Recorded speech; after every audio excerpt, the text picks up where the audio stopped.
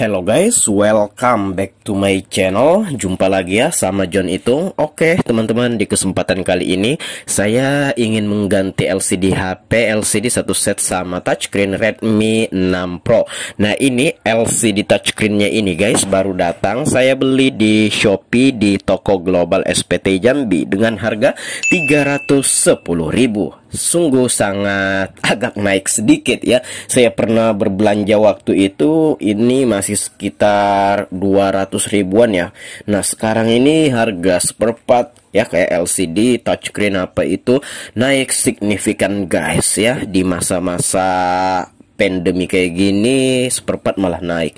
Ya udah ya, kita namanya servis HP kan tetap harus melayani konsumen, namun harga ya kita ngikuti juga, kita naikin juga. Nah oke. Nah di sini kita ingin sebelum saya mengelem LCD ini, kita tes dulu ya. Dan saya yakin semua teknisi kayak gitu kan, nggak mungkin kan kita langsung main lem kayak gitu. Tentunya kita cek dulu supaya nantinya kalau ada apa-apa ya kita nggak kerja dua kali dong ya kan. Gimana ya kalau udah kita lem tiba-tiba LCD dan touchscreennya nggak berfungsi kan, itu kalau lemnya udah kering, nah itu kita ngelepas lagi, butuh waktu dan tenaga lagi ya kan.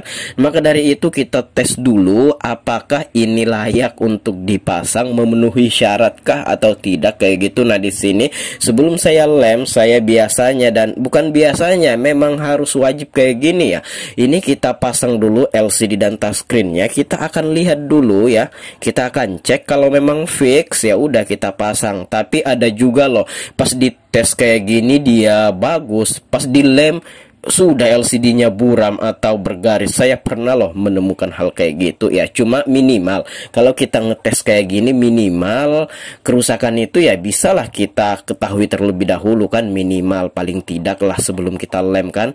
Walaupun nantinya udah dilem dan ternyata ada kendala, ya udah nggak masalah, yang penting kita coba dulu ini. Nah ini pas saya udah ini bukan udah ngelem, belum ini belum kita lem, ini masih kita tes ya.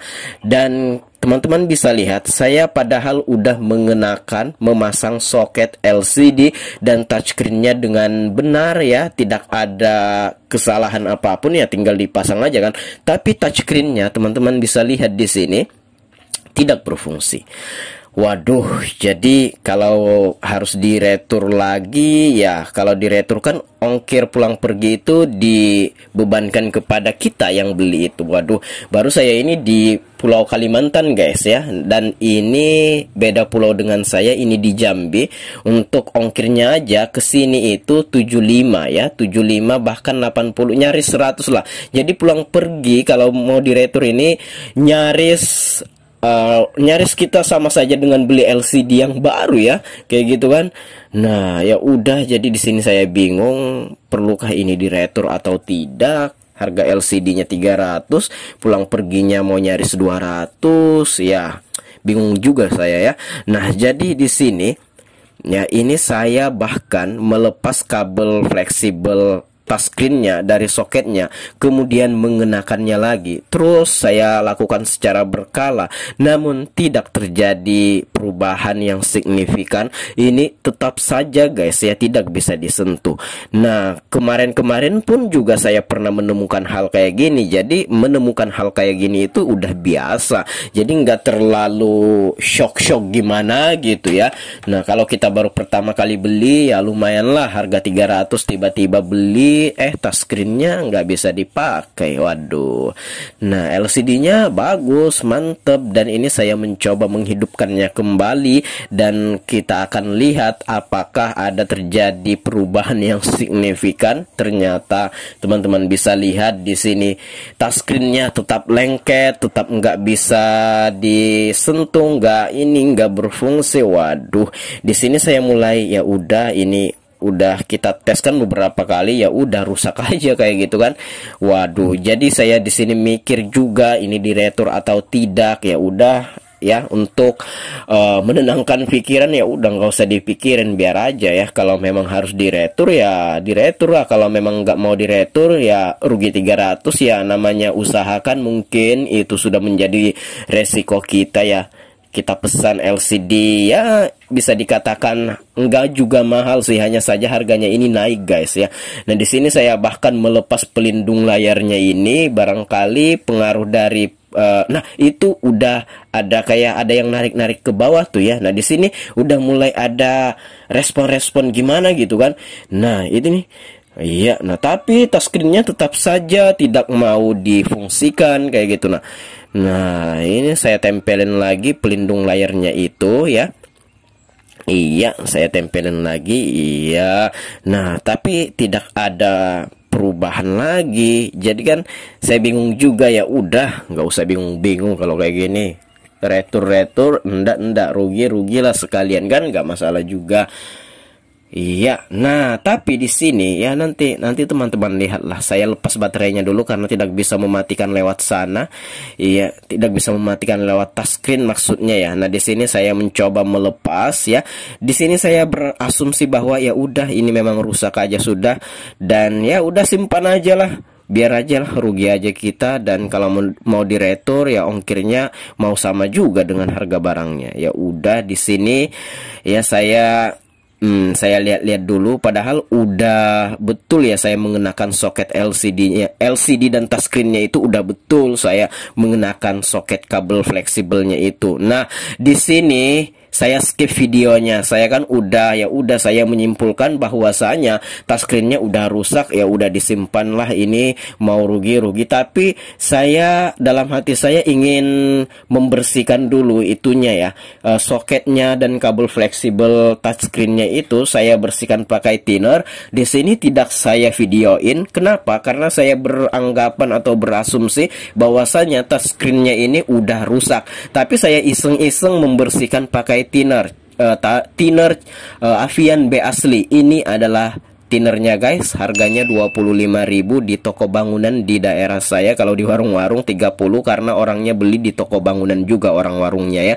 Nah, saya nggak menyangka ini bisa selesai atau ini bisa berfungsi kembali. Dengan tadinya saya bersihkan pakai thinner, saya gosok-gosok pakai sikat gigi, ternyata berhasil ya. Ini kita cek touchscreen-nya berhasil.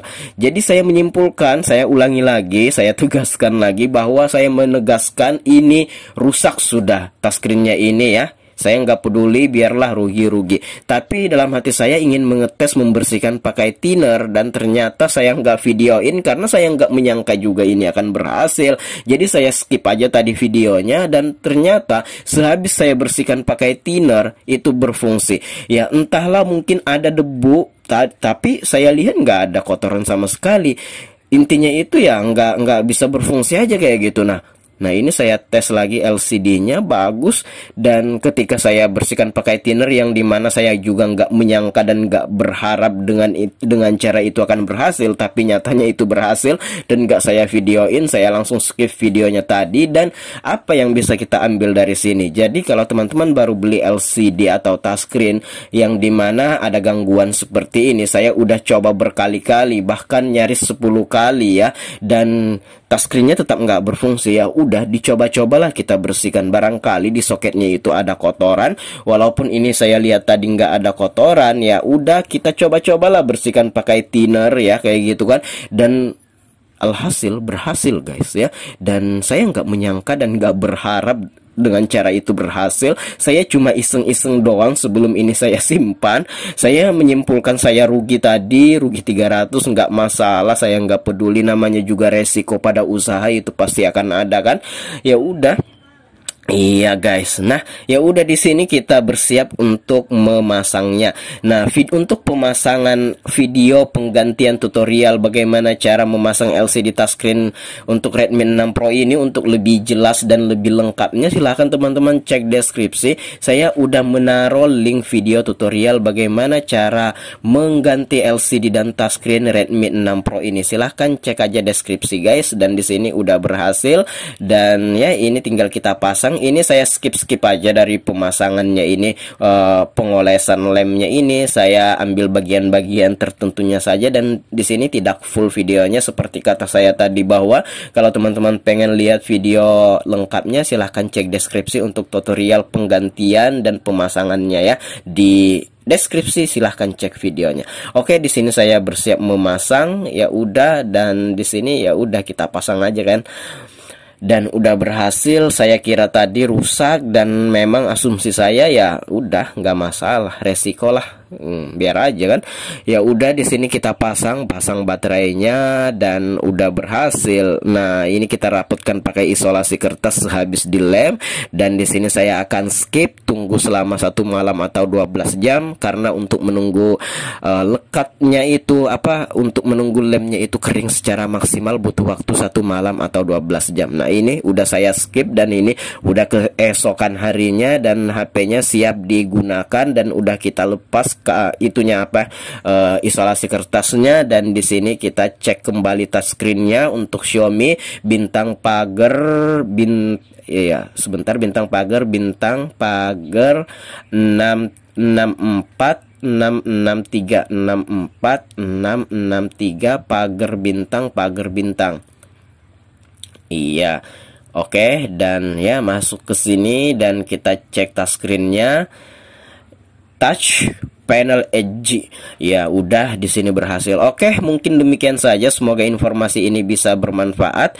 Jika ada pertanyaan guys, silahkan komen-komen ya. Jika ada pendapat lain, silahkan komen-komen juga. Jika ada yang mengalami hal yang sama, komen-komen juga. Kita saling sharing ya. Baiklah, saya akhiri video ini sampai di sini. Saya John Itung. See you the next video, my brother.